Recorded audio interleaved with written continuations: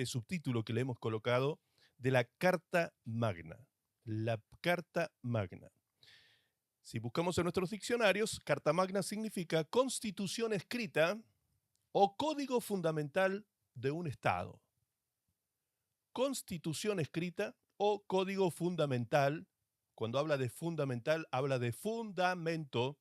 Fundamento. El fundamento de una nación está escrita en su Carta Magna, ¿sí? Yo creo que todos aquí vivimos en naciones democráticas y por lo tanto todas las naciones tienen sus constituciones, sus códigos fundamentales, sus leyes constitucionales, que son la ley suprema de la nación, y todo lo que ocurra dentro de la nación debe estar bajo el paraguas de esa constitución. Es decir, lo que se sale de ese paraguas, de esa ley magna, sería anticonstitucional o ilegal, ¿sí?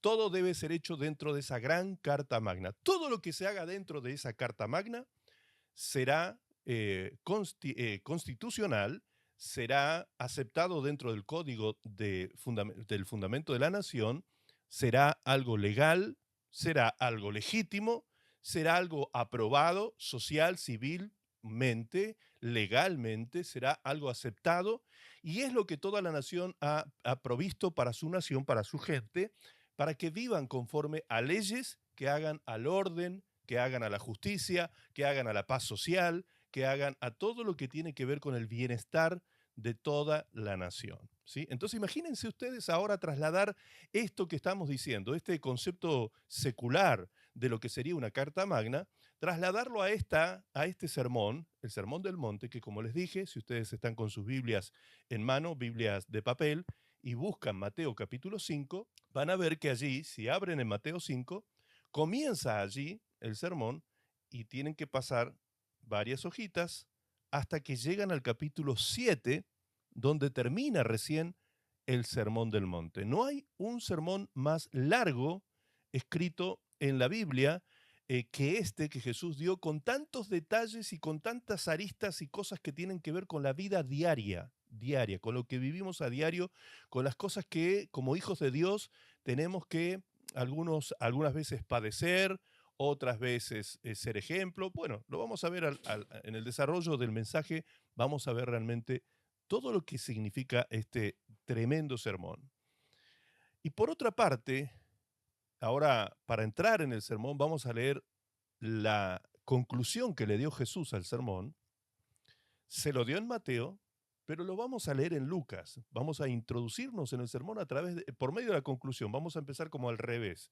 Vamos a empezar por la conclusión y la vamos a leer en Lucas. Y después nos vamos a trasladar al Evangelio de Mateo y allí sí vamos a introducirnos en todo el texto de Mateo. Y vamos a ver una cosa muy importante que se dice aquí en el inicio, en este texto que vamos a compartir, de Lucas. Eh, Vamos a ponerlo en pantalla, por favor, así lo compartimos inmediatamente. Lucas 6:46. Lucas 6:46 lleva por título esa parte del sermón, porque está partido en partes. Esa parte del sermón lleva por título Los dos cimientos. Los dos cimientos. Seguramente habrán escuchado o habrán leído alguna vez este pasaje bíblico, donde Jesús dijo: ¿Por qué me llamáis Señor, Señor, y no hacéis lo que yo digo? ¿Por qué me llamáis Señor, Señor, y no hacéis lo que yo digo? Cualquier parecido con la realidad, como dice el dicho, es mera coincidencia. ¿Será que nosotros a veces llamamos al Señor, Señor, Señor, y nos damos cuenta después que no estamos haciendo lo que Él dice que hagamos?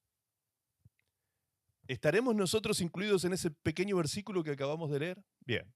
Si ya nos estamos identificando con el texto, pues entonces prestemos atención a lo que viene porque es bien clarito y contundente. Dice: todo aquel que viene a mí, todo aquel que viene a mí y oye mis palabras y las hace, ¿escucharon? Todo aquel que viene a mí y oye mis palabras y las hace, os indicaré a quién es semejante. Versículo 48 dice: Semejante es al hombre que al edificar una casa, cavó y ahondó y puso el fundamento sobre la roca. Semejante es al hombre que al edificar una casa, cavó. Vayamos imaginando todos estos verbos que aparecen aquí. Semejante es a un hombre que cava, que ahonda, que profundiza en el terreno buscando la roca que se encuentra en lo profundo y allí coloca el fundamento de la casa, es decir, la base. El fundamento es la base, no sé si tiene otro nombre en otro país, si alguno me lo escribe por ahí, lo que sería el fundamento o la base de la casa. Y cuando vino una inundación, el río dio con ímpetu contra aquella casa, pero no la pudo mover. O sea, fue una casa inconmovible. No la pudo mover, porque estaba fundada sobre la roca.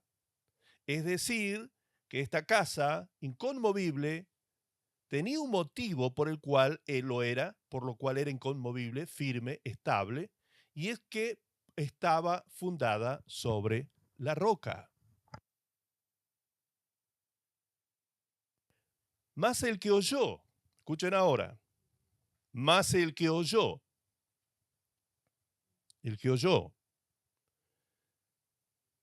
la palabra, se está refiriendo a eso Jesús, el que oyó la palabra de Dios, y no hizo, semejante es al hombre que edificó su casa sobre tierra. Mateo dice sobre arena, o sea, una tierra liviana, movediza. Y encima la edifica sin fundamento, sobre la cual el río dio con ímpetu y luego cayó. Cayó la casa. Y fue grande la ruina de aquella casa. Amén. Y fue grande la ruina de aquella casa. Este mensaje, como les dije, es un tremendo llamado de parte del Señor a el Shema, o el Shema, si le colocamos el acento hebreo, el Shema. ¿Se acuerdan ustedes lo que significaba la palabra Shema? ¿Quién lo recuerda? Levante la mano, por favor. Es importante que me lo indique. ¿Quién recuerda eso?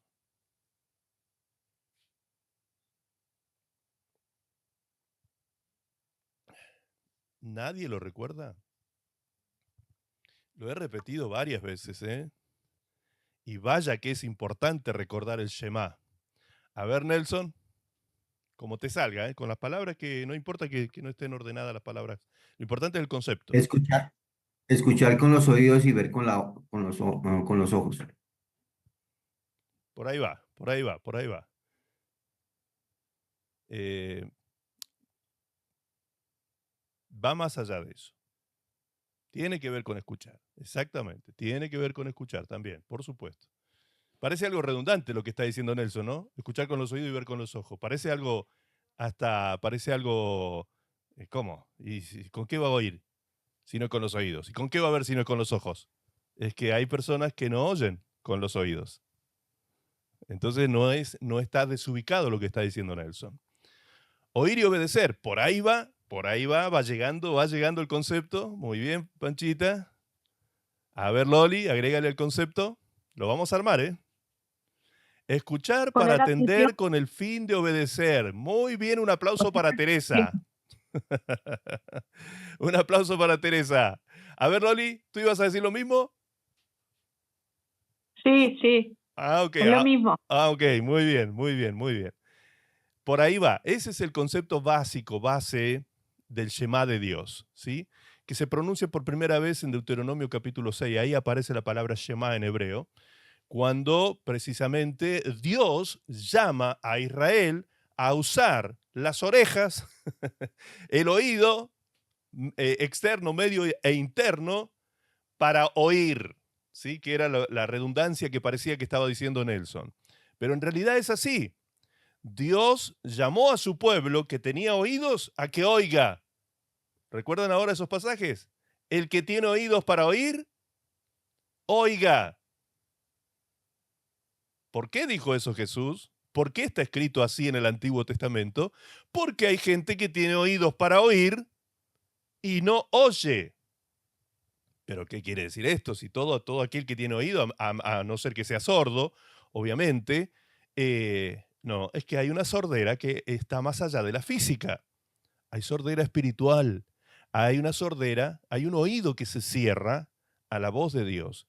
Y la manera en que se abre el oído es cuando obedecemos, como decía Panchita. Oír y obedecer va de la mano. Eso es oír en el sentido de escuchar con atención para entender con el propósito de obedecer. Ese es el concepto completo del Shema, ¿sí?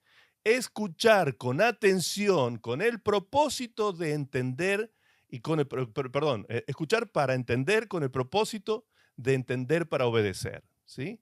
Ese es el concepto del Shema. Yo debo oír, escuchar con atención para poder comprender lo que se me está diciendo, poner todo el sentido en lo que se me está expresando para poder realmente luego que lo entiendo, obedecer. De esto está hablando Jesús precisamente en este texto. Aquella persona que puso en práctica el Shema, aquella persona que oyó mi palabra, dice Jesús, aquel que vino a mí, oyó mi palabra y la obedeció, es semejante a un hombre que cavó, que ahondó en la tierra, buscó la roca y allí puso el fundamento de su casa. Esa casa entonces será una casa fuerte, firme, estable, equilibrada, armónica, duradera en el tiempo, resiliente. Cuando vengan las tormentas y las tempestades, cuando vengan las inundaciones, será una casa inconmovible. Eso está diciendo el Señor en este texto. Y aquí vemos tres verbos que son los que se deben aplicar para que nuestra casa tenga este tipo de características o sea una casa permanente, estable, firme, inconmovible, como acabamos de ver. Y los tres verbos son, anoten, los que están anotando, venir, oír, hacer. Esos son los tres verbos que están escritos en el texto. Fíjense que no tienen nada de complicado. Acá no estamos entrando en una teología rebuscada, profunda, que tenemos que entender ciertos términos y en hebreo, en griego, para ver qué nos dice una cosa y la otra. No. Sencillo, sencillo. El que viene a mí, dijo Jesús, me oye con el Shema, me oye para entender y poder obedecer, el que luego de oírme obedece, ese es el hombre que construye su casa sobre la roca. El que se perdió la introducción de este mensaje se va a perder prácticamente todo el mensaje, ¿o no? Los que están escuchando. ¿Sí? Qué lamentable, ¿no? Qué triste es cuando ponemos a Dios en un lugar tardío, cuando ponemos a Dios en esto, bueno, ya voy a ir a oír a Dios, ya voy a ir a Jesús y ya lo voy a oír. De eso está hablando el texto. De aquellos que ponen a Dios en un lugar tardío. ¿Lo oyen? Sí, lo oyen. Sí, lo oyen. ¿Hacen? No, no hacen. Ponen a Dios en segundo o tercer lugar, escuchan la palabra a medias, agarran la cola del mensaje, creen que entendieron o no entendieron nada, entonces después no hay nada que obedecer, se le mezclan todos los conceptos, las definiciones, todo mal. ¿Cómo puede terminar una casa, una vida que se construye bajo esos principios? Muy mal. Dice el texto que termina arruinada, con gran ruina termina una casa que no viene a Cristo, no oye a Cristo para comprender a Cristo con el fin de obedecer a Cristo. El segundo caso, el segundo ejemplo dice que este hombre del segundo ejemplo oyó a Jesús, oyó la palabra, pero no hizo. Aparece este solo versículo, este solo verbo, oyó, pero no hizo. Me llama mucho la atención, lo veo casi implícito, pero no tan implícito, cuando dice el texto en el versículo anterior, que aquel hombre que viene a mí, dijo Jesús, el que viene a mí y me oye, el que viene a mí y me oye y hace lo que yo le digo, es semejante al hombre que construye su casa sobre la roca y es una casa estable, firme, permanente, resiliente, inconmovible, como acabamos de leer. Pero ese hombre, dice el texto, vino a Jesús. En cambio, en este segundo ejemplo, no dice que haya venido a Jesús. No dice el texto que haya venido a Jesús.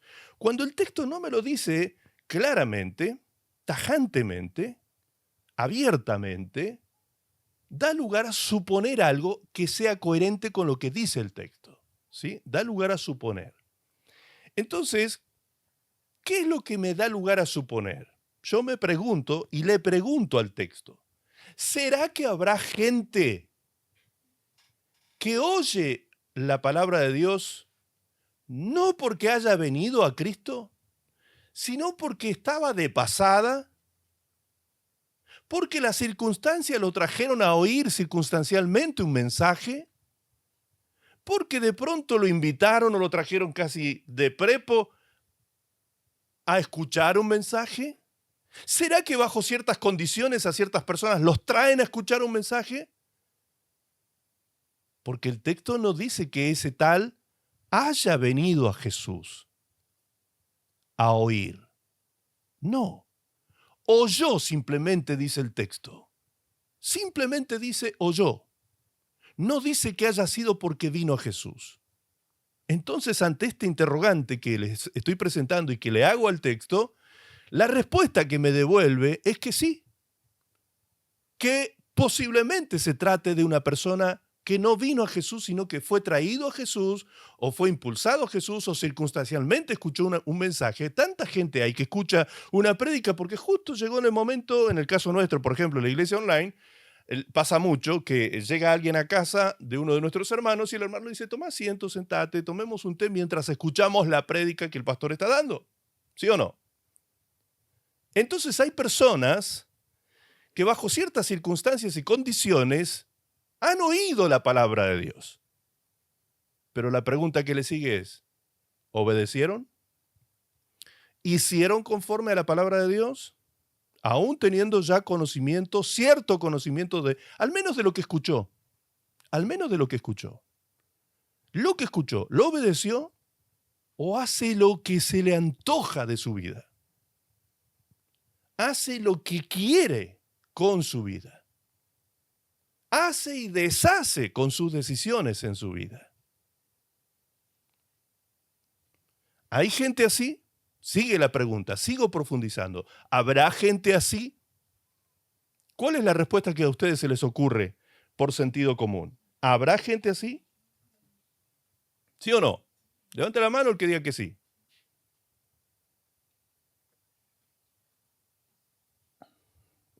Muy bien. Claro que la hay. Claro que la hay. Y posiblemente hoy aquí haya gente en esas circunstancias también. Está oyendo porque no le queda otra que estar aquí oyendo de pronto. No es que vino a Jesús a oír qué es lo que Jesús quería decirle hoy a través de su palabra con la intención de entender para poder obedecer lo que Jesús está enseñando. Hay personas que están en esa condición. Bien, la advertencia que el texto nos hace para tales personas es que si viven la vida de esa manera, poniendo a Dios en el lugar incorrecto, no priorizando a Dios en sus vidas, y cuando digo a Dios me refiero a oír su palabra, que eso es lo fundamental en cuanto a nuestra relación con Dios, cuando no nos interesa ni siquiera llegar temprano a la reunión, porque bueno, ya está, ya no pasa nada, total, nadie se da cuenta que yo entre tarde. No, Dios sí se da cuenta. Dios sabe en qué lugar lo tienes en tu corazón y Dios sabe. Lo importante, lo que Dios dice en su palabra es que lo debemos alabar porque es digno de alabanza. Tenemos un tiempo introductorio en la iglesia, por ejemplo, en las reuniones, y no es un tiempo de decoro o de decoración, de relleno, de ornamentación de un culto. No, amados. Es el tiempo de declararle a Dios nuestro amor. Es el tiempo de abrir nuestro corazón en alabanza y acción de gracias. Es el tiempo de poder expresar nuestras emociones, pensamientos respecto de Él. Cuánto le amamos, cuánto deseamos, cuánto hambre tenemos de su presencia, de su palabra. Estamos preparando el terreno, el corazón, mientras estamos cantando congregacionalmente. Estamos preparando el corazón como si fuese una buena tierra para que cuando llegue el momento de la palabra, mi corazón esté preparado, arado, tierra blanda, para que la semilla caiga, la semilla de la palabra de Dios caiga y pueda llevar buen fruto en nuestra vida. Qué triste es cuando ponemos a Dios en el lugar incorrecto. Qué triste es cuando somos injustos con Dios. ¿Habrá alguna manera de ser injustos con Dios? Pues claro que sí. Miren, antes de entrar en la profundidad del mensaje, hay un texto en Isaías 32, 17. Escuche con atención, por favor. Dice allí, el efecto de la justicia será paz. El efecto de la justicia será paz. Y la labor de la justicia, reposo y seguridad para siempre. Reposo y seguridad para siempre. Y mi pueblo habitará en morada de paz, en casa de paz, en habitaciones seguras y en recreos de reposo. Qué promesa preciosa, ¿no? Qué promesa hermosa. Habitar en una morada de paz, una casa donde haya paz.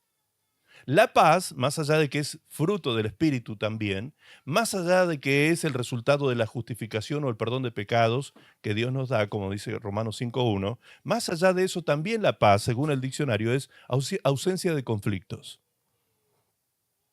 Ausencia de conflictos.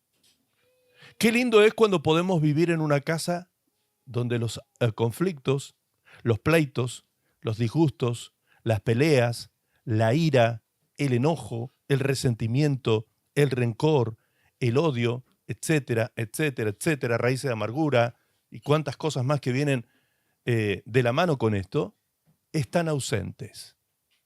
Qué lindo es vivir en un hogar donde no habita esto con nosotros. Eso es precioso. Ahora, ¿es posible vivir en un hogar que tenga estas características, que sean habitaciones seguras? Fíjense lo que dice el texto. Mi pueblo habitará en morada de paz y en habitaciones seguras. Seguras. ¿Será que nuestro hogar representa para nosotros seguridad, estabilidad, firmeza y en recreos de reposo? ¿Es nuestro hogar nuestro lugar de descanso? ¿O hay personas, conozco personas que lamentablemente salen de su trabajo y buscan excusas para pasar tiempo fuera de casa, reuniéndose con amigos, que tengo que ir aquí, al gimnasio, al club, qué sé yo, un montón de cosas, se llenan de actividades que inconscientemente muchas veces son la posibilidad de estar ausente del lugar del conflicto, del lugar donde no hay reposo, del lugar donde no hay paz. Entonces, ¿qué dice el texto bíblico? ¿Es posible que haya una casa con estas características? Sí. ¿Cuándo es posible? Cuando esta casa está bajo el efecto de la justicia. Dice, el efecto de la justicia será paz. Cuando la casa está bajo el efecto de la justicia, entonces hay paz, seguridad y reposo. Porque la labor de la justicia, el trabajo de la justicia, es reposo y seguridad para siempre. Para siempre. ¡Qué tremenda promesa! Ok, entonces, ¿en qué debemos trabajar? Pues en hacer justicia. Cuando nosotros hacemos justicia, es cuando el efecto de la paz se hace presente. Cuando hay injusticias, es decir, el antivalor, cuando hay injusticias en el hogar, ¿qué es lo que se presenta? El conflicto, la pelea, la riña, la falta de respeto, los rencores, las brechas emocionales, el rompimiento de los lazos y de los vínculos afectivos. Todo eso comienza a morir cuando en la casa hay injusticia. Y para hacerlo todavía más sencillito y entender de qué estamos hablando, es el significado ni más ni menos de lo que dice el diccionario. Justicia es, a ver, algunos se tienen que acordar. Yo esto lo he predicado en otras ocasiones. ¿Qué es justicia? Levante la mano el que se acuerda. Si no, me voy a empezar a sentir frustrado como predicador, ¿eh? Jessica. Jessica. Yo sí me acuerdo. A ver. Es dar a cada uno lo que le corresponde y pertenece. Muy bien, Jessica, muy bien. Lo he repetido tanto que alguien se tenía que acordar. Muy bien, muy bien. Es darle a cada uno lo que le corresponde o le pertenece.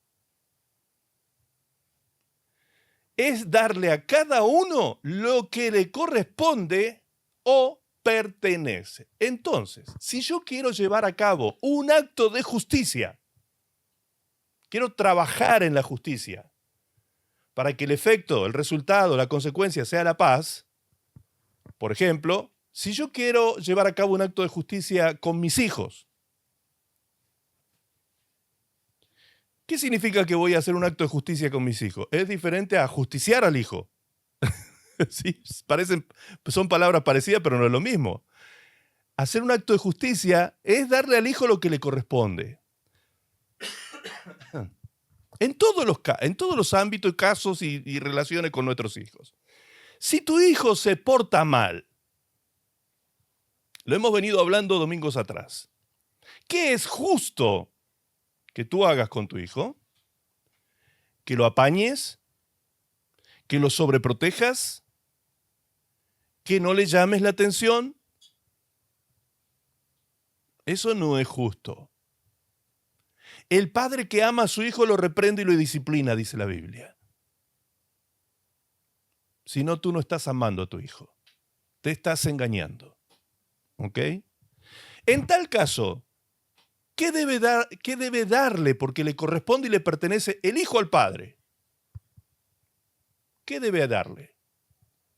¿Qué dice la palabra de Dios en los 10 mandamientos? Honrar a padre y madre. Si nuestros hijos no nos honran, ¿qué implica que nos honren?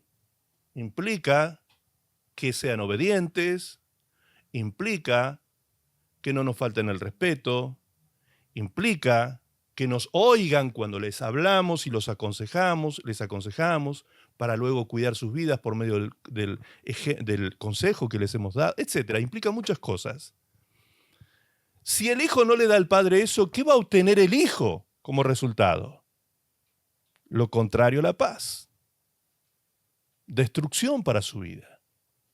Entonces, cuando el mandamiento nos es dado, el mandamiento de justicia, por ejemplo, de practicar justicia, no es solo para el beneficio del otro, sino también para el mío. Yo me estoy cuidando cuando hago justicia y soy yo el depositario final de la paz cuando hago lo que corresponde. Cuando yo hago lo que corresponde, entonces la paz viene como resultado de mi vida. Ese es un trabajo, eso es algo que hay que hacer. En tanto esté de parte vuestra estar en paz con todos, hacedlo, dice la palabra de Dios. Amén. Claro que sí, Jessica. El hijo consentido avergüenza a sus padres. Ahí está. Eso es un texto bíblico claro y contundente en cuanto a la educación de nuestros hijos. Entonces, ¿debo darle a mi hijo consentimiento a las cosas malas que hace? No, porque si no nuestros hijos serán nuestros enemigos el día de mañana. Ay, pastor, pero qué fuerte que suena eso. ¿Cómo puede ser que nuestro hijo se transforme en enemigo? Dice la palabra de Dios que el rey David tuvo un Absalón en su vida. ¿Se acuerdan de la historia del hijo del rey David, llamado Absalón? Absalón se rebeló contra su padre y contra su reino y lo hizo públicamente queriendo quedarse con el reino de su padre. ¿Ok? Absalón. Ahora, la pregunta es, ¿qué hacía David cuando veía que Absalón se estaba torciendo a medida que iba creciendo?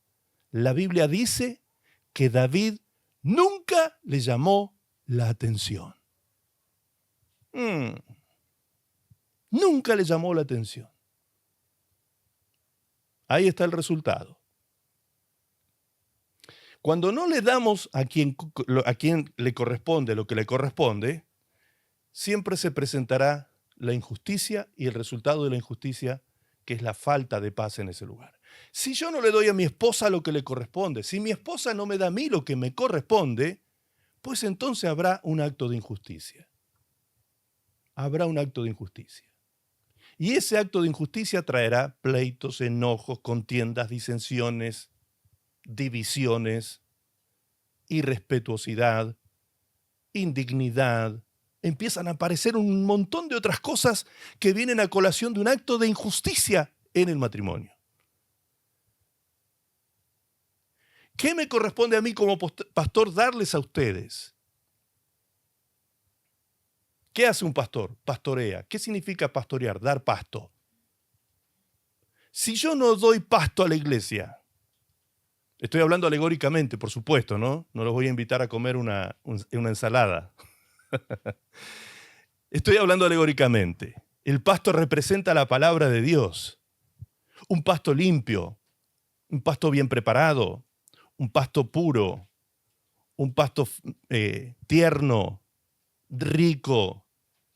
Si se nota cuando el pasto viene así, bueno, lo arranqué de última hora y ahí viene medio lleno de tierra, con un poco de raíces, y ahí se las tiramos a las ovejitas y que hagan lo que puedan.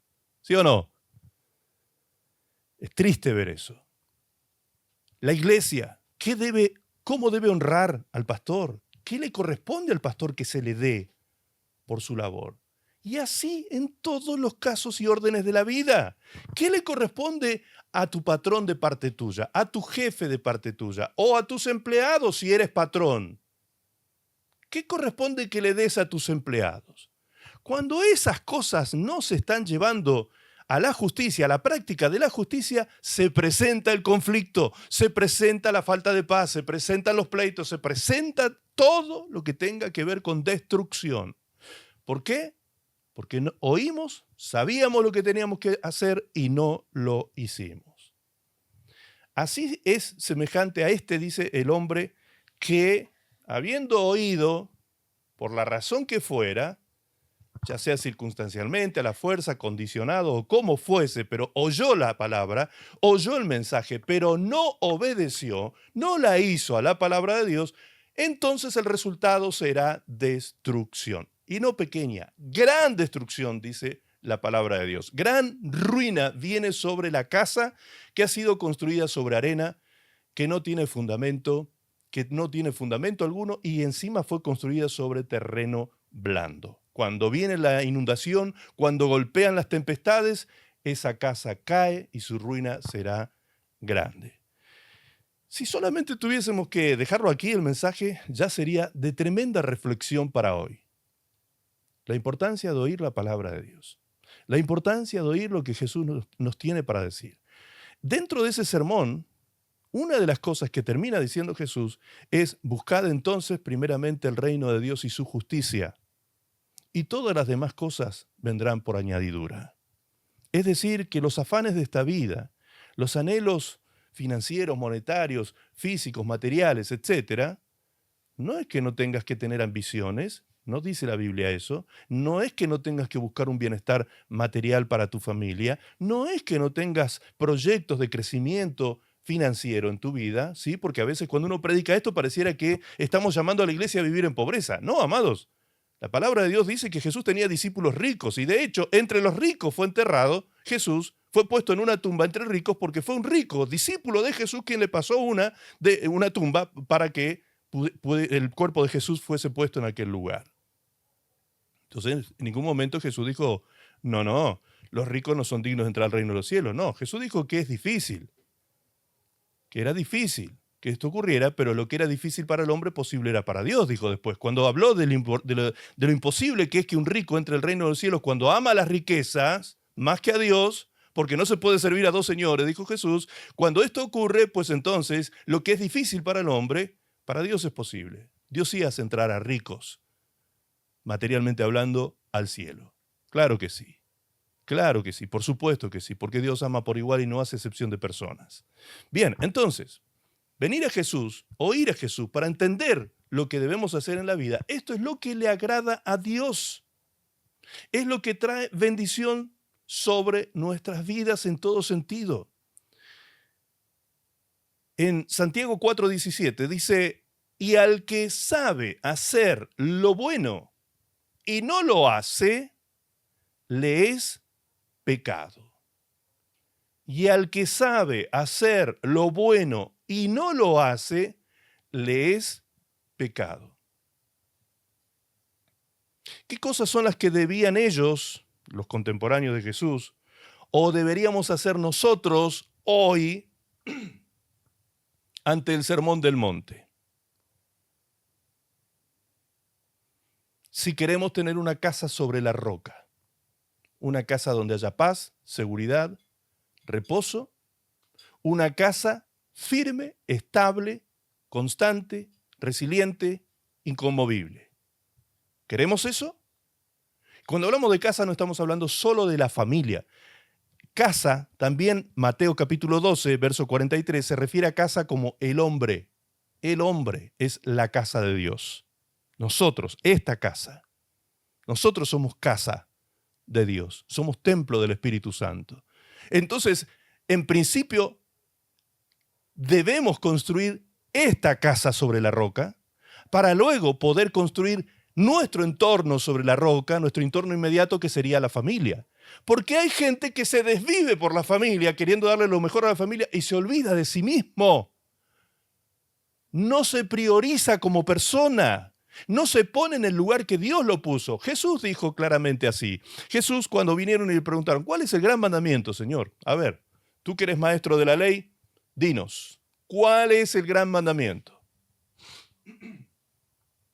Jesús contestó, el primero, amarás a Dios con todo tu corazón, con todas tus fuerzas, con todo tu ser. Primero, lo primero que tienes que hacer es eso, poner a Dios en primer lugar en tu vida y amarlo a Dios. ¿Qué significa amar? Jesús dijo, aquellos que me aman guardan mis mandamientos. Eso es amar a Dios. Es hacer su voluntad. Amar a Dios no es estar con las manos así, cantando canciones románticas, suavecitas, que me caen las lágrimas y que, ay, Señor, cuánto te amo, Señor. Y salgo del templo y salgo afuera y soy un Judas afuera. No, hermanos, esos son cristianos atmosféricos. Eso no necesitamos nosotros los hijos de Dios. Los hijos de Dios no son atmosféricos. Nosotros somos transformadores de atmósfera. Las atmósferas no nos cambian a nosotros. Es al revés. Amén. Bien, entonces. Estoy diciendo demasiado, ¿no? Me parece. Veo que algunos cerebritos están trabajando a full hoy. Preguntándose tantas cosas que está diciendo el pastor Abel, pero ¿qué es esto ahora de cristianos atmosféricos? Señor, por favor. Bien, pero no se preocupe. Poco a poco, paso a paso. Mire, lo importante es que vayamos comprendiendo lo que podamos comprender y aplicar lo que hemos comprendido. Bien, entonces, el que oye y no hace, él es contado por pecado, dice la palabra. Es pecado porque sabe hacer lo bueno y no lo hace. Eso es pecado. Por lo tanto, una casa que se construye de esa manera es una casa construida sobre el pecado y sobre la rebelión a Dios, porque sabe hacerlo y no lo hace. ¿Cómo se llama un niño que su padre o su madre le da una orden y no la obedece? ¿Cuál es el calificativo? Rebelde. Pero este niño, le he dicho 10 veces que haga tal cosa y no lo hace. ¿Qué está manifestando? Rebeldía, desobediencia, exactamente. La desobediencia manifiesta eso, la rebeldía del corazón. Entonces la casa que está siendo construida de esta manera está siendo construida sobre la rebeldía y el pecado. Ay, pastor, qué incómodo escuchar este mensaje. Amén. Gloria a Dios. Gloria a Dios. Por fin te incomoda algo. Qué bueno que te incomode. Gloria a Dios si te incomoda. El evangelio es un escándalo, hermanos. El evangelio escandaliza la carne y la mente carnal. La escandaliza. Ay, pero ¿cómo puede ser de Dios esto? ¿Qué está pidiendo este hombre? Es un escándalo el evangelio. Cuando Jesús hablaba, dejaba la embarrada. Confronta, exactamente. Jesús es tremendamente confrontativo. Escandaloso su sermón del monte. tremendo, quedó la gente loca. Después que escuchó el Sermón del Monte, la gente quedó, dice, pero atónita, perpleja con el mensaje y decían, pero ¿quién es este hombre que enseña de esta manera, con esta doctrina? ¿Pero de dónde salió este hombre que no enseña como los fariseos? Este hombre está enseñando con autoridad. ¿Quién es este hombre? No era cualquiera el que tenían enfrente. Entonces, estos poquitos versículos que nos hemos leído, ya podemos sacar una pequeña conclusión allí. Primero, nos enseña quiénes somos en Cristo. Si somos obedientes o desobedientes, si somos oidores y hacedores o meros oidores. Nos muestra cómo vivir en santidad y amor. Oyendo y haciendo, oyendo y haciendo. Oigo, entiendo, hago. Sencillo, no es tan complicado el tema. Nos advierte contra la hipocresía religiosa. En el Sermón del Monte hay una parte, una sección del sermón que habla de la oración, la limosna y el ayuno. ¿Y cómo no debe ser practicado? Dice que la limosna no debe ser dada en público para que los hombres vean lo que yo doy. Dice que el ayuno no debe ser algo que yo me ande mostrando delante de los demás. Ay, hermano, estoy en ayuno. Y ando con cara pálida y los ojos caídos, medio entristecidos porque estoy sufriendo el ayuno. Sí, hermano, ¿cuánto hace que está ayunando, hermano? Y arranqué hace 2 horitas nomás, pero ahí la estoy peleando, la estoy luchando. Hay gente así. Hay gente así. No debe ser así, dice el Señor. No debe ser así. Tampoco cuando ores. ¿Qué hacen los hipócritas? Dijo Jesús. Les encanta levantar las manos en público y orar. Y les encanta escucharse orando. ¿Sí? Uy, sus palabras tan floridas y su elocuencia oratoria. Hermanos, estamos tan fuera de foco a veces de lo que Jesús enseña, ¿no? Porque Jesús dijo, cuando tú tengas que orar, que no te vea nadie orando. No seas hipócrita. Enciérrate en tu cuarto. Cierra la puerta. Y allí en lo secreto, tu Padre que está en secreto contigo, en el secreto contigo, honrará tu oración. Esa es la manera. Esa es la manera. Pero nosotros hacemos todo lo contrario. Si ofrendamos, que se enteren. Si ayuno, carilargo. Ahí, hasta con olor a cama ando, ¿sí? Cosa de que ni me bañé. Y Jesús dice en el mismo sermón, dice, cuando tú ayunes, échate una buena ducha, báñate, saca todos tus olores de encima, échate perfume, unge tu cabeza con perfume, que la gente te vea con jolgorio, con risa, con algarabía, ¿sí? Vivaz. Y no andes publicando que estás ayunando. Qué diferente a la actitud que tenemos muchas veces nosotros. Y por último, dice, nos invita a confiar en Dios y a poner en práctica su palabra. Cuando cierra el sermón diciendo esto, el que oye y hace es semejante al hombre prudente.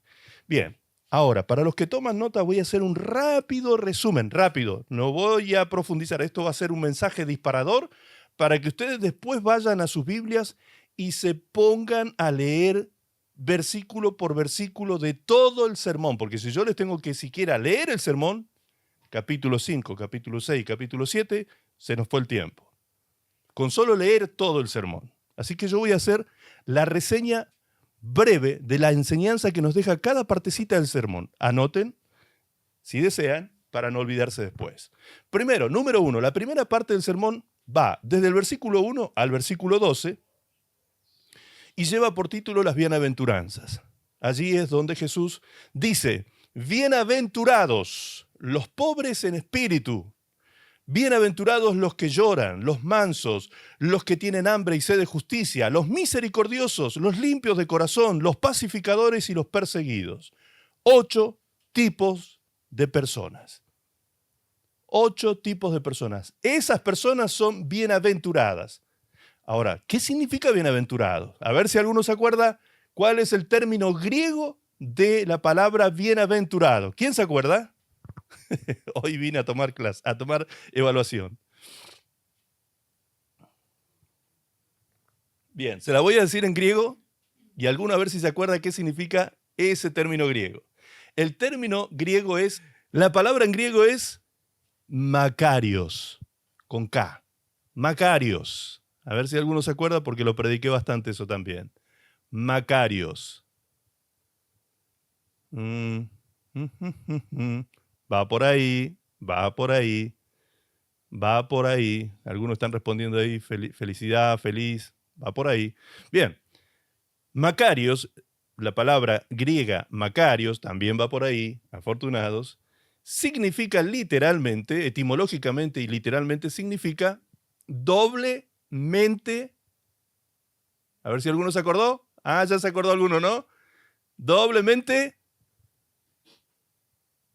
Dilo. Poli. Bendecidos. Estaba tratando de leer los labios y me parecía que habías dicho la palabra. También podría ir por ahí, pero no. Literalmente es doblemente dichosos. Doblemente dichosos. Que ahí le podemos asociar a la palabra dicha la palabra felicidad. Por eso dije, o la palabra afortunado, también cabe, ¿sí? Doblemente. Marcelo dice, 0 para todos. Doblemente dichosos, o doblemente felices, o doblemente afortunados. Sí, caben todos esos sinónimos que buscaron allí, por supuesto. Doblemente felices, doblemente dichoso. ¿Quién es doblemente dichoso? Dijo Jesús. El que es perseguido, el pacificador, el limpio de corazón, el misericordioso, el que tiene hambre y sed de justicia, el manso, no el menso, el manso, atención, los que lloran, sí, y los que son pobres en espíritu. Esos son doblemente dichosos. ¿Por qué? Porque a todos ellos Dios les dará respuesta. Dios les traerá consolación. Dios traerá fortaleza.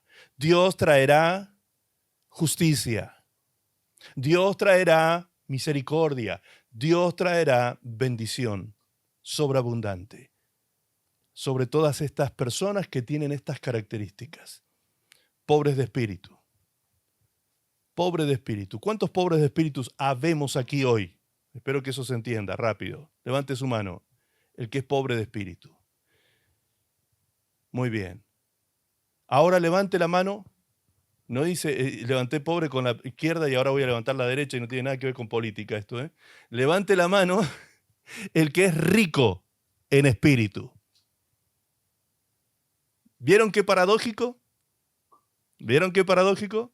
Al mismo tiempo que somos pobres, si es que lo somos, primero la condición es ser pobre en espíritu, para luego llegar a ser rico en espíritu.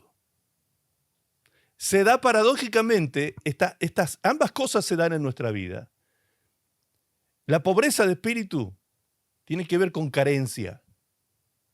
Pobreza es carencia. La carencia de lo espiritual, la carencia de lo divino, la carencia de lo que viene de parte de Dios. Lo anhelamos, lo necesitamos. Todos los días lo necesitamos. Y si todos los días buscamos en Dios, fuente de toda riqueza y bendición, buscamos suplir esa carencia, ¿qué dice el texto? Bienaventurado eres, dichoso doblemente, porque tú serás saciado. Tú serás saciado, tú serás consolado, tú serás fortalecido. A ti se te dará la respuesta.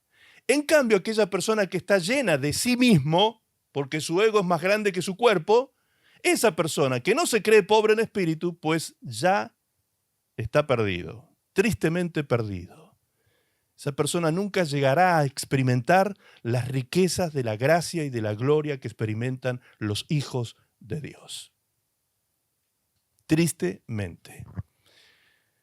La importancia de esta enseñanza para nosotros hoy, de esta partecita del Sermón del Monte, es que nos muestra que el verdadero carácter cristiano se fundamenta ¿en qué? En humildad, en pureza, en justicia y en amor. Allí hay que trabajar, ahí es donde hay que trabajar, hermanos, hay que trabajar duro en eso, hay que trabajar en amar. no para amontonar riquezas, como dijo Jesús, no, trabajen en amar, trabajen en hacer justicia, trabajen en la pureza de su mente y de sus pensamientos, trabajen en la humildad de sus vidas, porque ese trabajo es el que va a traer resultados y efectos extraordinarios y transformadores. Entonces serán llamados bienaventurados, doblemente dichosos. Me ocurrió antes de ayer creo que fue, que salgo con mi esposa a hacer unas compras aquí a la vuelta a la verdulería y me encuentro con un amigo que yo conozco desde que yo tenía 6 años, que vive en este barrio. Sí, hace mucho tiempo, Jessica, hace un montón. Cuando yo estamos hablando de hace 52 años, ¿sí? Hace 52 años que conozco a mi amigo y resulta que es mi vecino. Hemos vivido toda la vida juntos, cerca, hemos sido amigos toda la vida y yo este muchacho hace muchos años realmente que no me paraba a conversar con él. Hace unos años. Y resulta que coincidimos en la verdulería y él para a conversar conmigo. Se paró a conversar conmigo. Yo quedé afuera de la verdulería, en la vereda, y mi esposa entró a comprar, y entonces yo me quedé afuera con él. Y él me empieza a contar de su vida actual. Y él se creía vivo encima, porque él había transcurrido todos estos años de su vida sin casarse.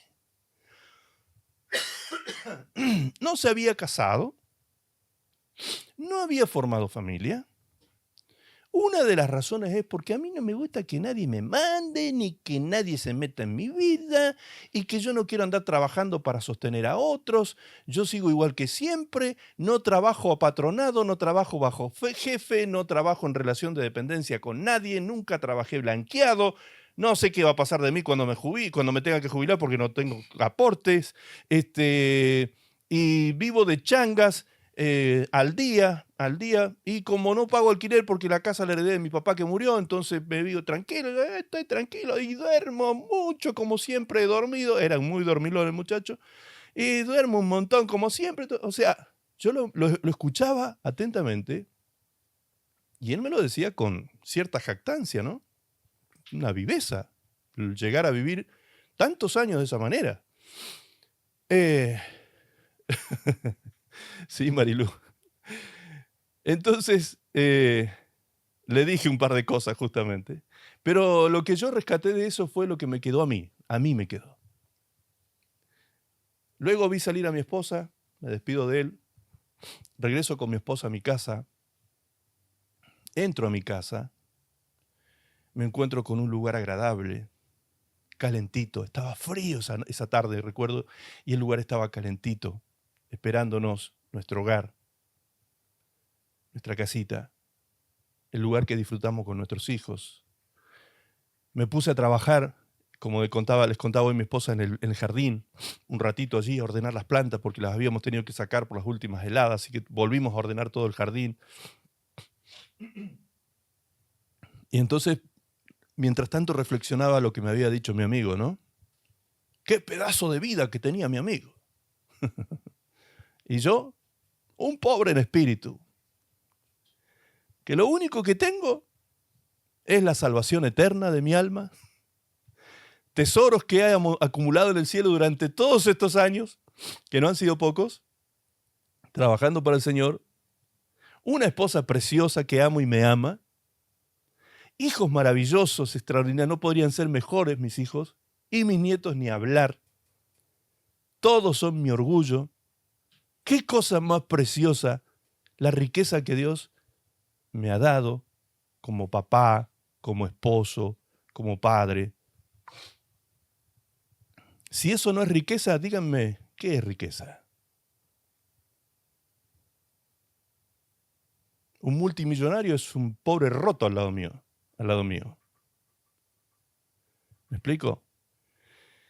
Y eso, mi amigo, escuche bien lo que les voy a contar, lamentablemente quiero contar la anécdota, obviamente no voy a decir el nombre de mi amigo, porque no quiero que se sepa, porque no es un orgullo eso, pero mi amigo, hubo un momento en su vida en que se dio cuenta cómo era la cosa. ¿Cómo se dio cuenta? Yo era su peluquero personal. Cuando yo recién me casé, yo trabajaba en peluquería. No sé si algunos de ustedes recordarán que ese era mi oficio de antaño, antes de ser policía. Entonces, mi amigo era mi cliente también. Y él venía a casa cada 2 meses, mes y medio, a cortarse el pelo.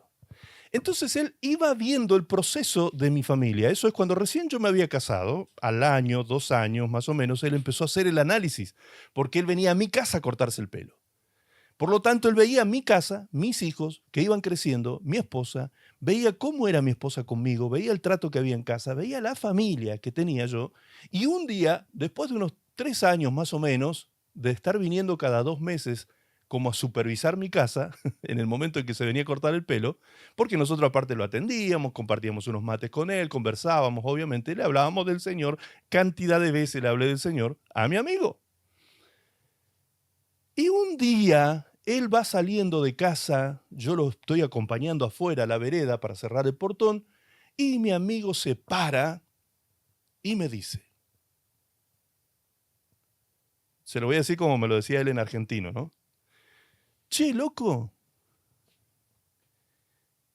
qué loco esto, ¿no? Pensar que vos eras el nabo. Vos eras el... Voy a empezar a traducir porque si no ya no me están entendiendo. Che, loco es... Amigo, qué paradójico esto que nos ha ocurrido en la vida. Pensar que nosotros, la banda de amigos que teníamos acá en el barrio, que me conocían a mí, pensábamos que eras un nabo, es decir, que eras un tonto, un bobo, porque habías empezado a ir a la iglesia. ¿Te acordás que nosotros nos reíamos de vos y nos burlábamos? Sí, me acuerdo. Yo me acordaba sin rencores de eso, obviamente, porque el bullying había sido tremendo. Tremendo había sido. Sí, me acuerdo, le digo. ¿Y qué pasa con eso? Me dice, mirá, y me empieza a nombrar a los amigos con sus apodos, ¿no? Mirá el huevo. Uno de los amigos era el huevo. Mirá el huevo. Mirá cómo terminó. Destruida su familia. Separado, divorciado. Mirá el Franci. Entregado al vicio de la homosexualidad. Mirá el Comanche. Murió de sobredosis. Y lo que estoy diciendo es la pura realidad, lo que pasó con ese grupo de amigos. Y así me fue nombrando unos 8 o 5 amigos de ese grupo. Cada uno con su circunstancia y su desastre de vida. Y pensar que a todos nosotros vos nos hablaste de la iglesia, de la Biblia, y ninguno de nosotros te quiso escuchar. Mírame a mí, me dijo. En esa época me lo dijo. En esa época me lo dijo. Mírame a mí. ¿A qué he llegado en la vida? A nada. Y mira vos, 20 y algo de años, casado, tenés tu hermosa esposa, 2 hijos preciosos, en ese tiempo estaba Damaris y estaba Pablo, 2 hijos preciosos, tu proyecto de vida, sirviendo en la iglesia, sos una persona que te has corregido, abandonaste toda esa vida que llevabas antes, él sabía todo mi testimonio, conocía todo mi pasado. Entonces, él quedó como choqueado en ese análisis que estaba haciendo. Ese análisis él lo hizo a conciencia, con su conciencia. De ese análisis hasta ahora pasaron 35 años aproximadamente. Hasta ahora cuando me lo vuelvo a encontrar en este último análisis que estaba haciendo de su vida. ¿Qué había hecho 35 años después? Nada. Lo mismo de siempre, con los mismos resultados de siempre. Un pobre muchacho. Qué triste, hermanos, queridos, que transcurra la vida así. Y cuando llegó el momento en que él hizo el análisis de que no había hecho aportes para jubilarse, porque nunca había trabajado en relación de dependencia y nunca había tributado tampoco, entonces no sabía cómo iba a vivir cuando llegara viejito. Y ahí mismo, delante mío, hizo este análisis. Me dice, ¿y para qué vivir tanto, no? ¿Para qué iba a andar viviendo tanto ya esos años, andar sufriendo? ¿Para qué vivir tanto? ¿Saben lo que se me cruzó por la mente en ese momento? Este se va a suicidar. Faltaría eso nomás. Ahora, ¿ese muchacho oyó de Jesús alguna vez? No solo de mí. Los dos nos criamos y estudiamos juntos 6 años, desde los 6 años hasta los 12 en el colegio católico. Todas las semanas teníamos una materia que se llama religión. Todas las semanas. ¿Oímos nosotros hablar de Jesús? Claro que oímos. Bien o mal, pero oímos. Ahora, ¿qué diferencia, no? Venir a Jesús, oírlo a Jesús y hacer lo que Jesús enseña. ¿Qué gran diferencia con solo oír a Jesús y no hacer? Este contraste lamentable entre la vida de mi amigo y la mía es lo que se presenta justamente en la vida de uno que entiende que es pobre de espíritu. Siempre he sido pobre de espíritu y lo seguiré siendo. Espero que Dios me ayude a seguir sintiendo la pobreza de espíritu, es decir, a sentirme hambriento de su presencia, hambriento de su palabra, carente de conocimiento, carente de más de Dios en mi vida. Sentir el hambre y la sed de la justicia de Dios en mi vida. ¿Por qué? Porque entonces seré rico. En mi pobreza seré enriquecido, así como en nuestra debilidad somos fortalecidos. Amén. Sigamos. La segunda parte, Mateo 5:13 al 16, allí Jesús habla de que nosotros somos sal y luz del mundo. Sal y luz del mundo. Jesús dijo, ustedes son la luz del mundo. Y una luz no se enciende para ser guardada en una caja, en un almud. El almud era una caja. Una luz se enciende y se coloca en altura para que sea visto por todos y ilumine a todos los que están en casa. Eso dijo Jesús. Y luego dijo, ustedes son la luz del mundo. ¿Cómo vamos a iluminar nosotros al mundo? Jesús lo enseñó en el mismo pasaje. Dice, cuando el mundo vea vuestras obras, entonces glorificarán a mi Padre. ¿Quieres evangelizar? Cállate la boca y obra. No estoy hablando de una cosa que suene extrema, porque no estoy diciendo que te calles la boca y no evangelices más. Estoy diciendo, para que se entienda bien, porque a veces hay algunos que son tan literales para escuchar, por favor entienda la ironía de lo que estoy diciendo. Lo que estoy diciendo es que tus hechos hablan más fuerte que tus palabras. Entonces, cuando el mundo te vea a ti actuar, cuando el mundo vea tus obras, cuando el mundo vea tu conducta, cuando el mundo vea cómo te manejas tú en la vida, con qué justicia te manejas en la vida, cómo actúas frente a las distintas circunstancias de la vida, cuando el mundo vea tu obrar en la vida, entonces glorificarán a Dios. Tú te puedes llenar la boca hablando de Dios, pero puedes ser un excelente hermano gatica. Predica, pero no practica. ¿Me explico? Entonces, amados, ¿se dan cuenta qué importante que es este sermón? Jesús enseñó cosas claves, potentes, poderosas, para que nosotros las tengamos en cuenta hoy. Debemos entender que el creyente debe ser influencia positiva. Debe iluminar con el ejemplo y con los valores del reino de Dios en nuestra vida y delante de una sociedad tan decadente como en la que estamos. ¿Sí? La Panchi dice así, un mal momento para llevar el apellido Gatica hoy. Si hay algún Gatica aquí presente, por favor, perdóneme, hermano, es un chiste nada más, ¿sí? Justamente. Bien, avancemos. En Mateo 5, 17 y 20, Jesús ahí en esa parte del sermón hace referencia a que Él no vino a abrogar la ley, sino a cumplirla. Y esa parte es impresionante, amados, impresionante. ¿Por qué? Porque en ese momento preciso histórico de la vida de Israel existían sectas judías, distintos tipos de agrupaciones religiosas. Entre ellos estaban los fariseos. Los fariseos eran un tipo de secta. Y de hecho, dentro de los fariseos habían como 7 tipos de fariseos diferentes. diferentes tipos de fariseos. Un día voy a hablar sobre eso, es terrible. La vida del fariseo de aquella época, terrible, terrible. Por lo hipócrita que eran. Cuando vemos que Jesús dice, fariseos hipócritas, sepulcros blanqueados, hijos del diablo, generación de víboras. Dios mío, qué terminologías. Imagínate que Jesús te mira a la cara y te diga esas cosas. ¡Qué fuerte!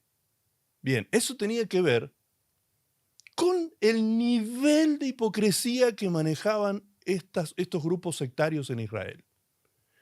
El nivel de hipocresía que tenían era tan terrible, tan tremendo, que Jesús no encontró otra terminología que utilizar que esas que usó. Por último les llama sepulcros blanqueados. Por fuera están blanquitos, pero por dentro llenos de huesos secos y rapiña. Qué fuerte, hermanos queridos, eso. Bien, ¿qué pretendían estos supuestos sacerdotes del Dios Altísimo? Hacerle creer a la gente que ellos eran los santos, los que eran puros, impolutos, perfectos en guardar la ley. Eran tan detallistas por ejemplo, cuando Jesús les habla en Mateo 23 del diezmo, les dice, ustedes que son tan detallistas con el diezmo que hasta diezman el comino. El comino. ¿Sí? ¿Se imaginan ustedes apartando el 10% del comino en la cocina? Pesándolo en una balancita microscópica para ver el 10%. Ustedes se fijan en esos detalles menores, insignificantes, y se olvidan de lo más importante de la ley, les dijo a los fariseos. La justicia, la misericordia. Amén. Se fijan en cosas insignificantes y abandonan lo más importante de la ley de Dios. Yo he venido para cumplir la ley. No soy como ustedes, les dijo Jesús. Ustedes son hipócritas, yo he venido a cumplirla. Y de hecho, esta frase dicha por el mismo Señor Jesucristo haciéndose cargo de lo que dice, también nos está diciendo que fue el único hombre, porque la palabra de Dios nos ha destituido a todos los hombres porque todos hemos pecado. Mateo 5, 17 al 20, donde Jesús dice que no vino a abrogar la ley, sino a cumplirla. ¿Sí? Es decir, Él es el único ser humano con todas las letras que pudo cumplir la ley de Dios, la demandante ley de Dios, supuestamente para los israelitas. ¿Sí? La ley de Dios la cumple Jesús. Y Jesús también enseñó cómo cumplir la ley de Dios. A partir de él en adelante, Jesús dijo, si ustedes quieren cumplir con la ley de Dios, que quedó medio explicado hace un ratito cuando estaba hablando de ese tema, Jesús transformó el decálogo negativo de Moisés, que son los 10 no de Moisés, no harás esto, no harás esto, no harás esto, en las 2 leyes positivas del Nuevo Testamento, que es sí harás esto.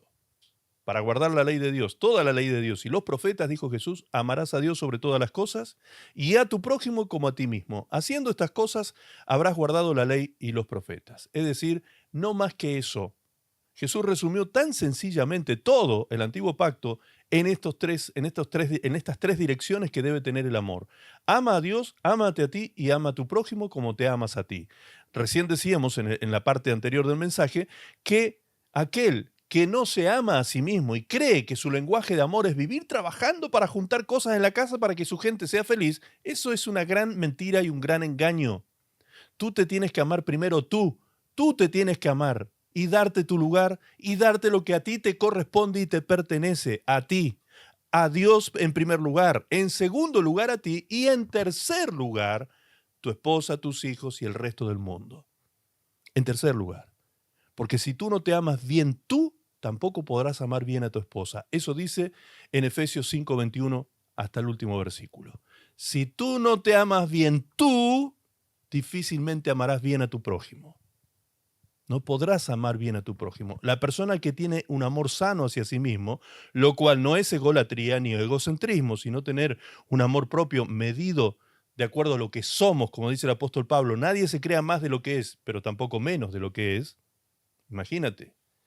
Creer lo que tú eres. ¿Qué eres tú? ¿Te has preguntado alguna vez? ¿Te lo has definido? ¿Has definido alguna vez qué eres tú? ¿Quién eres tú?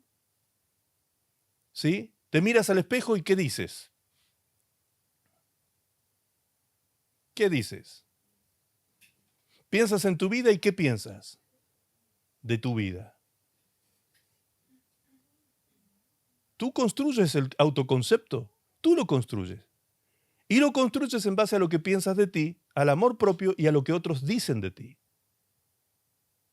Otros dicen de ti. Y mucha gente vive para el otro. Y la Biblia nos enseña a vivir para Dios, no para el otro.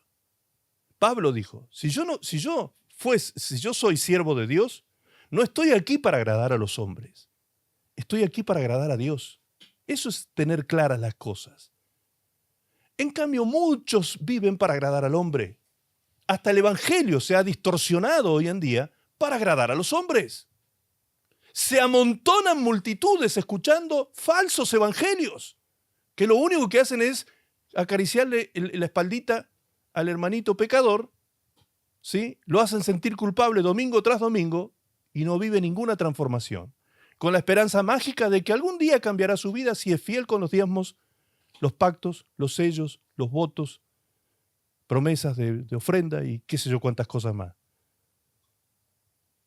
Falsas promesas, manipulaciones. Hermanos queridos, Dios nos libre y volvamos a vivir en el Espíritu. Esto de que hoy nosotros podemos vivir haciendo la voluntad de Dios es viviendo en el Espíritu, porque sin el Espíritu es imposible amar a Dios, amarme a mí y amar al prójimo. Eso es vivir en el Espíritu. Una persona que vive en el Espíritu ama, porque el primer fruto del Espíritu que se derrama en nuestros corazones es el amor incondicional de Dios. Eso está escrito en Romanos 5:5. Romanos 5:5. Allí dice que el amor de Dios ha sido derramado en nuestros corazones por medio del Espíritu Santo que nos fue dado. Así que tampoco puedes decir, no, yo pagué el precio para que me fuera dado el amor de Dios. No, hermano, nadie pagó el precio de nada. El único que pagó el precio aquí es Cristo. Cristo pagó el precio en la cruz del Calvario. No nos hagamos la última Coca-Cola del desierto. No, Cristo pagó el precio en la cruz del Calvario para que el Espíritu Santo te sea dado, dice Romanos 5:5 con toda claridad. Te fue dado, es un regalo, es un don de Dios, el don más grande que Dios le pudo dar después de Jesús a la humanidad es el don del Espíritu Santo. El regalo de su presencia habitándonos a nosotros. ¿Cuántos dicen amén a eso? Dígame, por favor, allí donde está a la palabra de Dios. Amén, amén. Esa es la palabra de Dios. Claro que es posible guardar la palabra de Dios, la voluntad de Dios, la ley de Dios, como usted le quiera llamar, los estatutos de Dios, las instrucciones de Dios. Claro que es posible guardarlas siempre y cuando vivamos en el Espíritu. Tampoco así, ni siquiera así, seremos perfectos como Jesús lo fue. Él es el único hombre que pisó la tierra y que pudo guardar en perfección la ley de Dios por completo. Amén. Por eso dijo, no vine a abrogarla, sino a cumplirla. ¿Sí? Estaba hablando de un tiempo. Después vino otro tiempo, después de la muerte y resurrección de Cristo, donde Cristo clava en la cruz del Calvario todos esos estatutos y leyes que pretendían justificar al hombre, y ahora quedando libre de eso, dice el apóstol Pablo, vivimos bajo la gracia de Dios y por medio de la fe nos apropiamos de la justificación y el perdón de nuestros pecados. Amén. Por eso dice Hebreos capítulo 7, versículo 5 en adelante hasta el 18, pueden leer allí, que dice claramente que la ley de Moisés ha quedado abrogada. El mandamiento anterior, el de Moisés, el pacto anterior, fue abrogado. ¿Ok?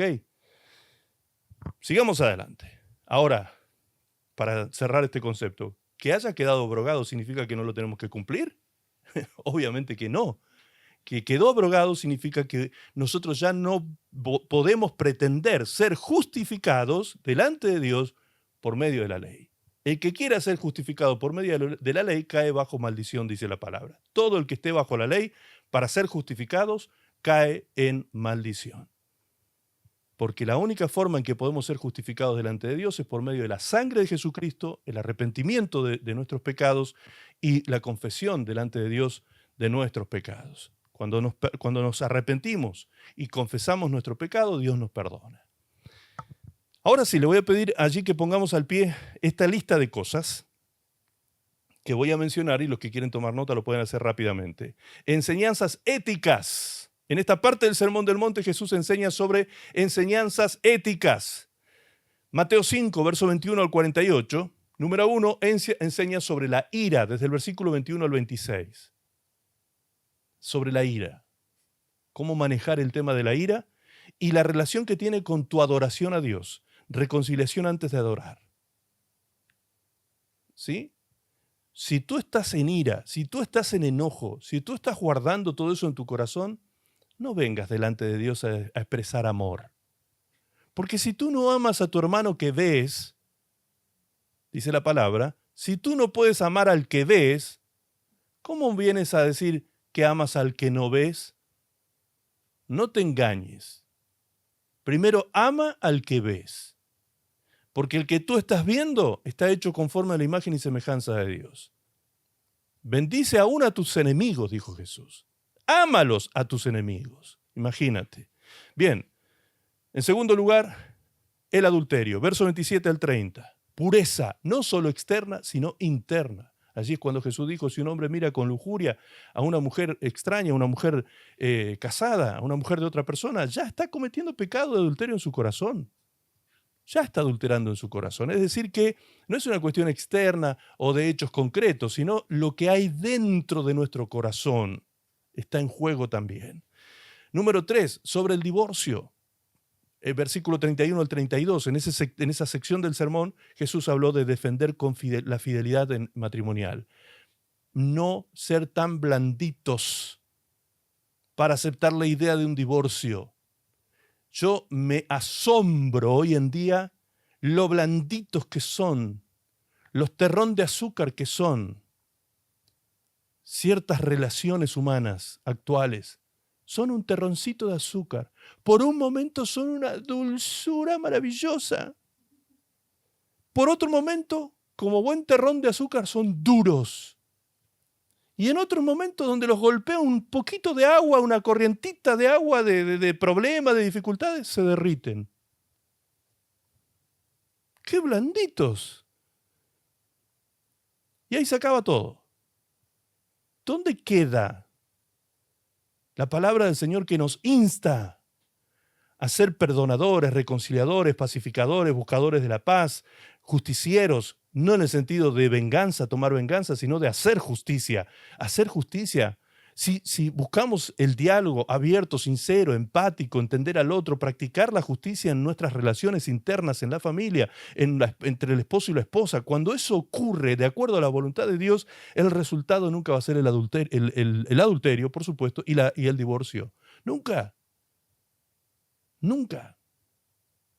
Ayer escuchaba un maestro de Biblia, un hombre que se presenta como un tremendo maestro de Biblia. Dios mío, yo lo escuchaba y no lo podía creer. Internacionalmente conocido, dando un ejemplo bíblico de la voluntad de Dios, donde sí Dios dice que hay que divorciarse. Yo dije, cuando dijo eso, digo, ¿de qué va a hablar este hombre? Y se fue a Esdras capítulo 10. Esdras capítulo 10. Tome nota y después lea todo ese pasaje y va a ver qué terrible que fue lo que ocurrió allí. Así es como termina el libro de Esdras, con ese capítulo.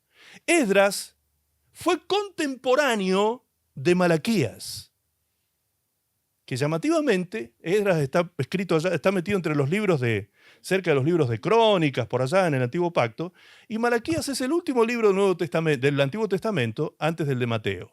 ¿Sí? Es como que están muy lejanos unos de otros, y a veces esa lejanía en la Biblia pareciera lejanía en el tiempo, pero no, eran contemporáneos.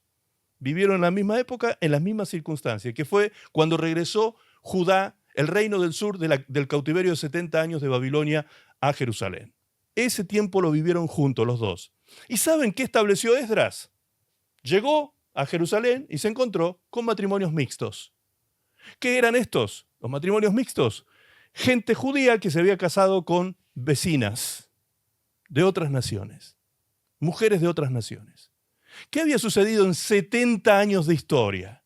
En 70 años, habiéndose destruido el templo, habiéndose llevado la casta sacerdotal a Babilonia, habiéndose perdido todo lo que tenía que ver con la enseñanza de la Torá, de la Escritura, a los que vivían allí, a los campesinos, a los jornaleros, a la gente que era iletrada, que no sabía leer ni escribir, muchos de ellos, la gran cantidad de ellos no lo sabía, en 70 años pasaron 2 generaciones que nunca escucharon qué era la palabra de Dios.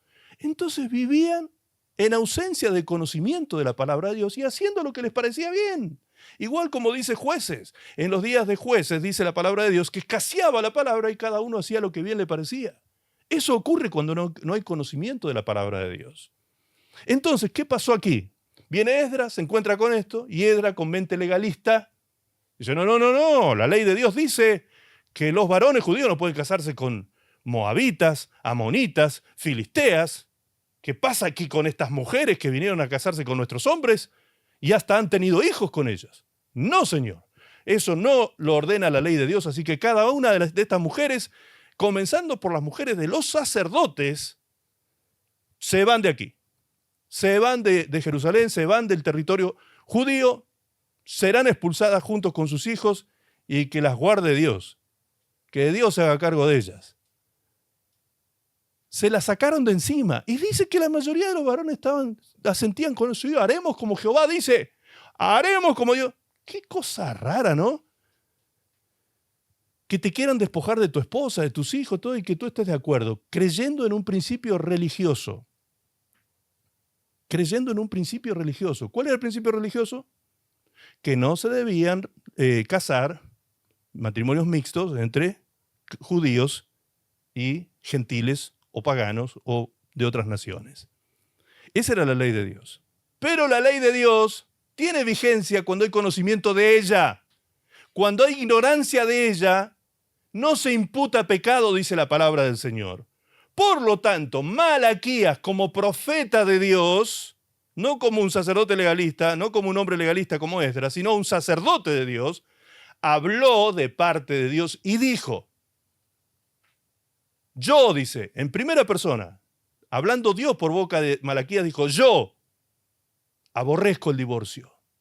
Aborrezco el divorcio. ¿Qué es esto de que están enviando a las mujeres lejos de su tierra y a sus hijos abandonados al azar? ¿Qué es esto? Me traen todas esas mujercitas de nuevo a casa y a todos esos hijitos y los vuelven a proteger. Háganse responsables de lo que hicieron mal. ¿Estuvo mal la decisión? Sí. ¿Quebrantaron un principio? Sí, pero lo hicieron por ignorancia. Lo que pasó, pasó, dice Dios. Arreglemos de aquí en adelante. Nadie tiene que quedar abandonado aquí, ninguna mujer, ningún niño, por más principio pagano que haya en su vida. ¿Te das cuenta qué diferente piensa Dios? Y qué distinto es cuando tenemos el conocimiento del contexto completo de la historia. Pero no, este hombre se había quedado con Esdras. Le encantó el legalismo, le encantó el legalista de Esdras. Vamos a decir, vamos a echar todas las mujeres vamos a poner nuevas, vamos a hacer nuevos matrimonios y vamos a buscar nuevas mujeres. ¿Cuántas veces el legalismo no le cae bien a algunas personas? ¿Sí? Ayer, no sé si ustedes vieron, o antes de ayer, también ya ando medio perdido en el tiempo estos días, coloqué un post en mi Facebook. No sé si ustedes lo vieron, uno que tiene una foto mía con un texto abajo, que dice, qué terrible que será lo que sucederá a los que funcionan como tus enemigos. Algo así dice el texto, estoy parafraseando. Será tan tremendo que tú tendrás que hacer esto por ellos. Y pongo 3 textos bíblicos abajo. ¿Sí? Y hubo uno que leyó terrible y tremendo lo que va a ocurrir con tus enemigos y escribió rápidamente abajo. A algunos la muerte los encontró jóvenes. ¿Qué está escribiendo este muchacho? Dije yo. Encima pastor. Esos son los mejores. Le escribí por interno para no avergonzarlo públicamente, hermano. Simplemente porque le tuve misericordia. Encima el título que se da es de pastor y profeta. Encima es profeta. Madre mía. Y le escribo, amado, ¿serías tan amable de explicarme cómo conectas tú lo que escribiste en mi post con lo que yo digo en el post? Me dice, lo que pasa es que esa es una experiencia personal, pastor, me dice. Ah, una experiencia personal. Sí, me dice. Eso, y me dijo esto, porque es la palabra de Dios cumpliéndose. La palabra de Dios cumpliéndose. Todavía me asombró más eso. Y le digo, ¿y dónde, en qué parte de la palabra de Dios tú ves que Dios va a matar a aquellos que te maldicen? Explícame, por favor, ¿dónde ves escrito eso? Le pregunté. No, dice, no es que esté escrito. Pero me estás diciendo que es palabra de Dios. Es que me lo dijo un profeta y se cumplió. Dios mío, Dios mío. Así que esa es tu experiencia personal. Te lo dijo un profeta y se cumplió. Ya entiendo por qué camino vas, hermano. Ya entiendo cuál es el camino que elegiste y que Dios te guarde, le puse. Que Dios te guarde. Lee los textos que yo puse y vas a ver que lo que tú dijiste está totalmente fuera de contexto. Evidentemente me ha hecho caso porque ha ido a leer, se dio cuenta la burrada que había escrito y lo borró. Yo no le dije que lo borre. Yo le dije que lea con atención nada más. Y lo borró. Madre mía, cuántas cosas se hablan a la ligera. Qué lindo que suena el legalismo a la hora de hacer justicia por mano propia. Qué lindo le suena el legalismo a la gente muchas veces, ¿no? Bien. Sigamos, por favor, porque se nos va el tiempo. Sobre juramentos, habló Jesús en el verso 33 al 37. Ser veraces sin necesidad de jurar. Te juro por Dios. Te juro por mi madre. Te juro por mis hijos. No hace falta, dijo Jesús eso. No jures por nada ni por nadie. Que tu sí sea sí y que tu no sea no. ¿Sabes qué tremendo va a ser el día que la gente te conozca porque tienes ese valor activo en tu vida? Eso es un activo en tu vida, es un valor, algo a tu favor, es un valor que está en tu personalidad. Cuando tu sí es sí y tu no es no, eso vale muchísimo a la hora de las relaciones interpersonales, a la hora de ser parte de la sociedad de negocios, de la sociedad conyugal, de todo tipo de sociedades. Que tú sí sea sí y que tú no sea no. En la educación de los hijos, hermanos. ¿No se imaginan ustedes el valor que tiene la educación de los hijos? Que tu sí sea sí y que tu no sea no. Aunque suene terrible, suene intolerante, no, cuando tú dices no, aunque te hayas equivocado, respeta el no. Después explicarás a tu hijo si te equivocaste, pedirás perdón y demás, pero respeta el no. Si dijiste sí, respeta el sí. No irrites a tus hijos diciendo sí y después no, o diciendo no y después sí. No irrites a tus hijos de esa manera. La palabra de Dios a los padres les dice que a los hijos no se los debe irritar con actos de injusticia. Sobre la venganza habló Jesús en el 38 al 42 y dice allí que debemos responder con mansedumbre, no con represalias. Con mansedumbre, no con represalias. ¿Cómo contestas tú? Sobre el amor a los enemigos. Verso 43 al 48. Amar como el Padre ama. Eso enseñó Jesús a sus discípulos. Ustedes deben amar a los demás como Dios los ama a ustedes. Y si Dios te ama a ti incondicionalmente, ¿cómo debemos amar nosotros a los demás? Incondicionalmente. ¿Significa eso que porque yo amo a alguien incondicionalmente voy a dejar que me falte el respeto, que me abuse, que pase por encima mío, que me destruya la vida? No confundamos las cosas. Distancia óptima con esas personas. Distancia óptima. Pero mi amor con características espirituales hacia esa persona tiene que estar presente. Cuando hablo de características espirituales, me refiero a ese amor que se da incondicionalmente. Es decir, esa persona hace todo lo que puede para dañarme, yo hago todo lo que puedo por hacerle bien a esta persona. ¿Cómo puedo hacerle bien a esa persona? Dándole un buen ejemplo, un buen trato, orando por él, bendiciéndolo en lugar de su maldición. Todas esas son las cosas que nos enseñó Jesús. La importancia de todo esto para nosotros hoy como hijos de Dios es que el cristiano está llamado a un estándar más alto que la mera moral externa, es decir, vivir en santidad, en perdón y amor incondicional. Amén.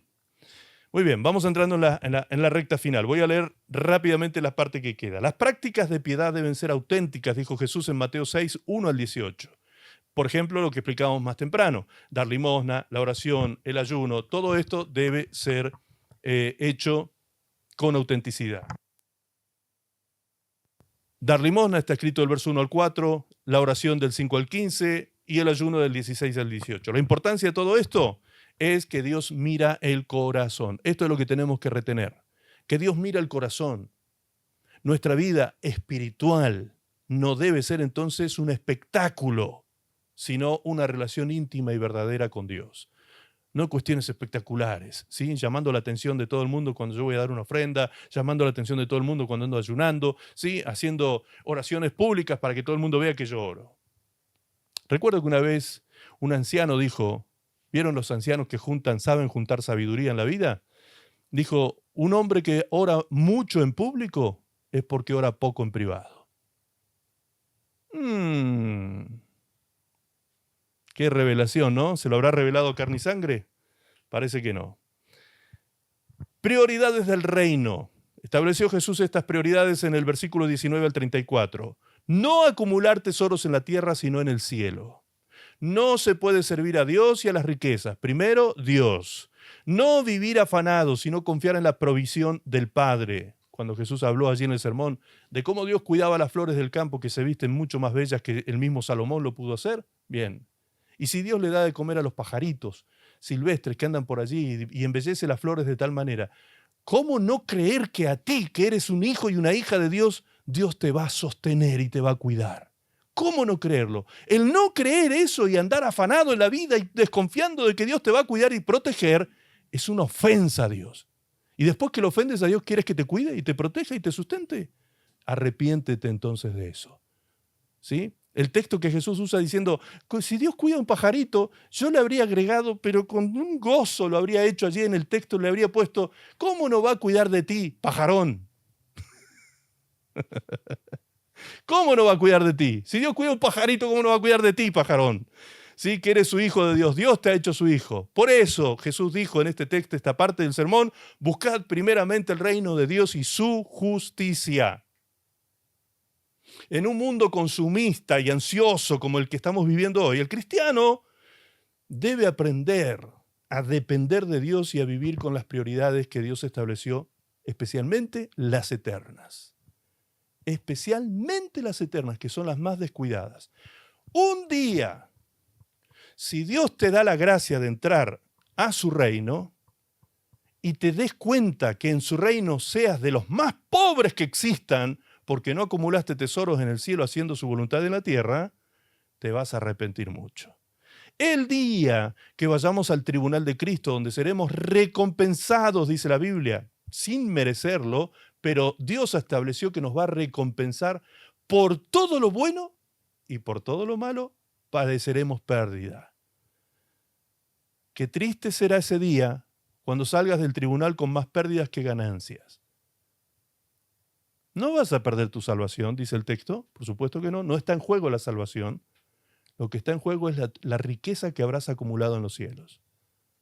Por haber perdido el tiempo acumulando acá abajo lo que se lo come la polilla y el orín lo corrompe, dijo Jesús. ¿Qué sentido que va a tomar todo cuando estemos en su presencia? Qué tremendo que será en ese momento darnos cuenta de cuántas cosas priorizamos mal en esta vida. Relaciones interpersonales, Mateo 7 del 1 al 20 y la aplicación de discernimiento en esas relaciones. Jesús dijo, no juzgar hipócritamente, verso 1 al 6. La oración debe ser perseverante, del 7 al 12. La regla de oro, habló de todas estas cosas en estos versículos uno detrás del otro. La regla de oro, tratar a los demás como queremos ser tratados. La puerta estrecha, del 13 al 14, es el camino de la vida, es difícil y pocos la hallan, dijo Jesús. Así que tenemos que trabajar en eso también. Por su fruto los conoceréis. Finalmente habla del discernimiento. Jesús allí cuando dice, vendrán a ustedes falsos profetas. Entonces tienen que estar atentos porque deben examinarlo todo. Deben estar juzgando la situación de esas personas para ver si realmente son siervos de Dios o no. Discernir a los verdaderos profetas y maestros del Señor. La importancia para hoy, para nosotros los hijos de Dios de la actualidad, es que Dios nos sigue llamando a nosotros al discernimiento ¿sí? A la empatía y a una fe práctica que se ve en obras. Todo esto encierra, estoy leyendo rápidamente, conceptualmente lo que dicen estos textos. Como les dije, este es el disparador. Ahora usted se sienta y se pone a leer todo el texto y lo va masticando, sí, paso a paso. Por último, la advertencia final y el llamado a la obediencia que hace Jesús aquí en este texto que fue con el que empezamos el mensaje. Mateo 7, del 21 al 29. No basta con decir Señor, Señor, dijo Jesús, hay que hacer la voluntad del Padre. Y allí es cuando Jesús inserta aquí en Mateo, Mateo inserta en la parte del sermón de Jesús la parábola del hombre sabio y el insensato, es decir, fundamentar nuestra casa sobre la roca o sobre la arena. El Shema. Oír para entender con el propósito de obedecer. Oír, escuchar con atención para entender con el propósito de obedecer. Amén. Esto es lo que el Señor nos habla en el sermón, de manera totalmente resumida, por supuesto. Imagínense semejante sermón. Semejante sermón. Vamos ahora a concluir leyendo cada una de las conclusiones que nos deja cada parte del sermón, ¿sí? Y esto sí lo podemos colocar ahí. Número 1, que el verdadero carácter cristiano se fundamenta en humildad, en pureza, justicia y amor, y no en poder ni riqueza.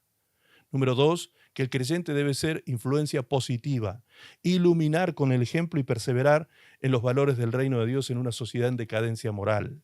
Número 3, nuestra justicia debe ser superior a la de los fariseos, no en legalismo, sino en obediencia sincera, que es posible mediante la transformación por el poder del Espíritu Santo en nuestras vidas. Número 4, el cristiano está llamado a un estándar más alto que la mera moral externa. Vivir en santidad, perdón y amor incondicional es la regla. Número 5, Dios mira al corazón. Nuestra vida espiritual no debe ser un espectáculo, sino una relación verdadera e íntima con Dios. Número 6, en un mundo consumista y ansioso, el cristiano aprende a depender de Dios y a vivir con prioridades eternas. Número 7, el llamado al discernimiento, a la empatía y una fe práctica que se ve en obras. Y número 8, la verdadera fe se demuestra en obediencia. La vida cristiana se construye sobre fundamentos sólidos, no sobre apariencias. No sobre apariencias. Gloria a Dios. Hay mucho para seguir escarbando en el Sermón del Monte.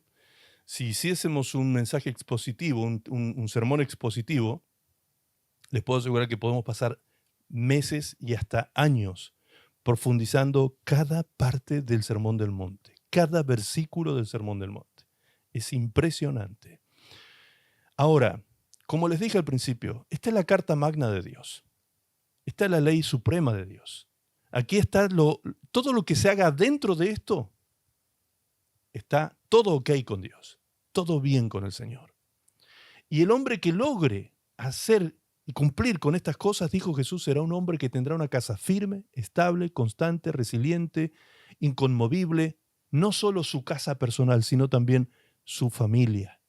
Vivirá en esas condiciones. El que oiga el mensaje, como hoy muchos aquí están oyendo, pero no haga lo que yo les estoy enseñando, dijo Jesús, el que no lo haga, la ruina de su casa personal, familiar, será tremenda. Tremenda.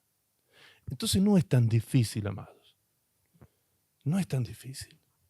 Yo que usted me entierro ahora en el Sermón del Monte. A partir de hoy, me entierro ahí. Porque ¿qué dijo Jesús?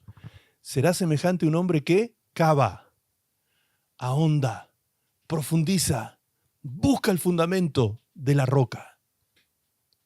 Tú deberías ser uno que cabe, que profundice, que ahonde. Este sermón, como te dije, es un disparador nada más que un disparador, porque te puedes pasar años estudiando el sermón. Amén. Dedica tu vida a eso. Entiende el sermón y aplícalo en tu vida. El resultado será casa segura, morada de justicia, de paz y de reposo. Si ya está todo perdido, si llegaste a Cristo con una casa destruida, tu casa personal, tu casa familiar, ya está, arranca desde ahora para adelante.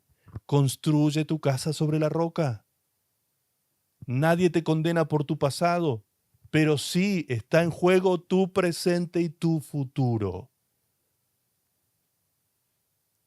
Shema es la clave. Shema. Padre, te agradecemos en esta tarde por este tiempo, Señor. Gracias, Padre.